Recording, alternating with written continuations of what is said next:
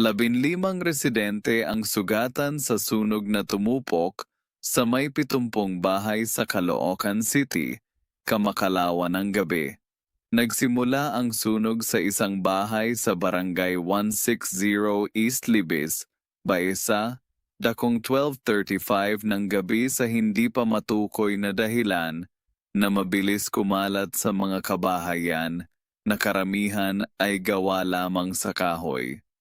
Aminado ang Caloocan Bureau of Fire Protection, BFP, na nahirapan sila sa pag-apula kaagad ng apoy dahil hindi makapasok ang mga fire truck sa maliit na lansangan. Umabot sa ikalawang alarma bago na kontrol ng mga bumbero dakong 12, 41 ng madaling araw ng linggo.